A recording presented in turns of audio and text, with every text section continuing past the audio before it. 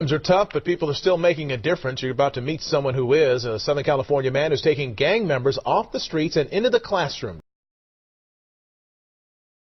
My name is Eddie Roche. I made some mistakes and ended up in a Mexican prison. A lot of the guys in the Mexican prison are good, honest people that are impoverished, that don't have an opportunity, that just want to feed their families. When I got out of prison, I moved to Inglewood and I started a business being an air conditioning heating contractor. So I needed a workforce, so I was walking outside picking up my paper. I looked next door and saw these dudes hanging out on the porch. So I said, hey, you guys want to learn something? And every one of them wanted to learn something. So I started teaching them. The first time I seen a white guy move in my neighborhood was Eddie Roche, and I thought this fucking guy is crazy. And it's this white dude next door. As soon as you walk out, he's like this. Hey, how you doing? I was just hanging around, you know, shooting the breeze, and here's this guy coming along and gives me a job. Nobody would give them a chance. I thought about their circumstances, and I felt like I was the same as them. I was the bottom of the barrel.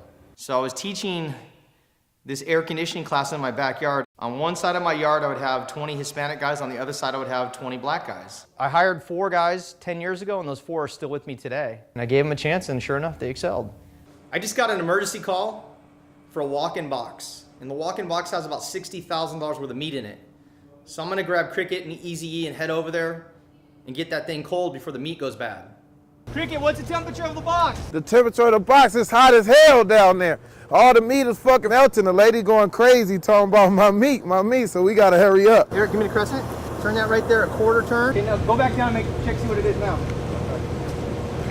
It's cold in there now. It's cold like Eskimo pussy down there. Cricket is like my right arm. He's kind of game for anything. See, I was teaching Ed, you know, how to handle his business in the bed, you know, because Ed like a jackrabbit. He want to just do this. I was teaching him rotation. You got to get that way, hit that side of the ass, then bam, you got to hit that side. But I don't know if he's long enough to touch both sides. But when we have to work, he works. Barbara Robb keeps us on the straight and narrow. I just want to say a quick prayer for him right now, you know. And make sure we wake up in our own house. Yeah, man, I hope you make it out of this. Cartoon Rob's a comedian.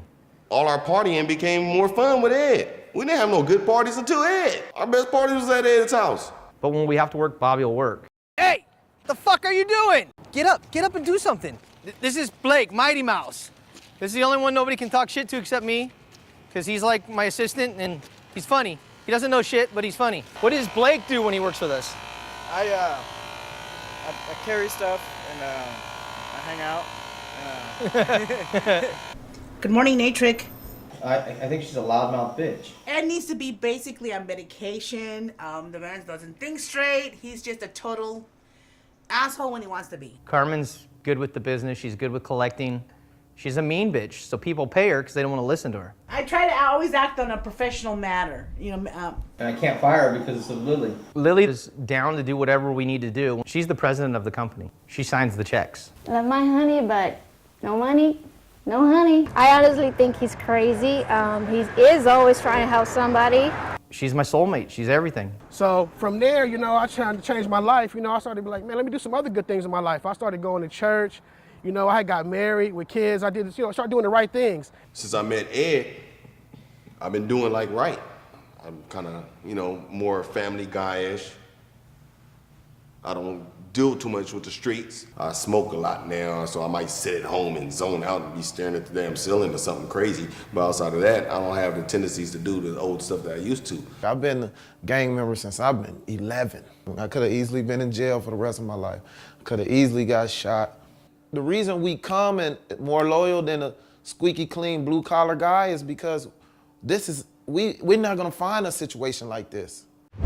Today there's new contracts in the state of California for being green. So I'm gonna go back to where I got those first 4 guys. I'm gonna get some more guys. Today we're gonna pass out gang member wanted signs. Yep, 25 bucks an hour. All right. He's using his own business to train former criminals in a new trade, and in many cases, he's saving their lives. Just think if we were able to help 300 guys in this neighborhood, how it would change the crime rate. All these guys making money. And it's sad we can't help everybody.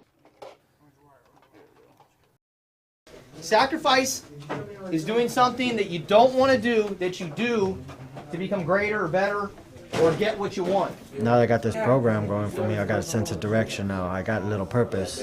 I just hope to have some sort of success story out of this. There's no future in gangbanging at all. When you join in, you look at these big homies and they might have a little money and cars and stuff. It's like a big illusion. I'm gonna go to jail or be in the grave, you know. I've been shot 6 times. You know, I did time in prison, and it's like, it's not worth it. Gotta have ambition. All these boys, all these white guys from Orange County that have all these degrees, fuck those degrees, man. Ambition. I'll hire a guy that wants to do it over a guy that has education any day. I teach pretty rough. So out of these 10, probably 3 or 4 of them are gonna make it. I've already got some crybaby pussies that, you know, they just can't make it. Who's this one? That sucks, Gary Payton. Redo it. No, Gary, don't tear it up. Don't get down on yourself. Just redo it. Because I don't want crybabies. I don't want pussies. I don't want to give them Vagisil. I want them to do the job and get it done and shut the fuck up. I want to know why you doing it. You know, what's your, you know, what you getting out of this? What motivated me to do this? If one of them succeeds and one of them could teach somebody else and it changes their life, it's worth it. If we could help each other a little bit more, it'd be a better place. I'm gonna go do the same thing I did because I need to expand now, because on March 1st, I have to have some of you guys ready. And you're not gonna be ready, but I'm gonna have to throw you out there. They typically drop out in the first 3 weeks. And the reason they drop out in the first 3 weeks is they're hungover, for some reason they can't make a class, and they know when they come back, I'm gonna chew their ass. You never know what could happen. I may not be able to make it to the next, you know, class for whatever reason. And our #1 rule was no rounds in the chamber. Before I knew it, I might have told you I'd probably be dead, jail. It's like walking a cliff every day. You don't know when you're gonna fucking fall off.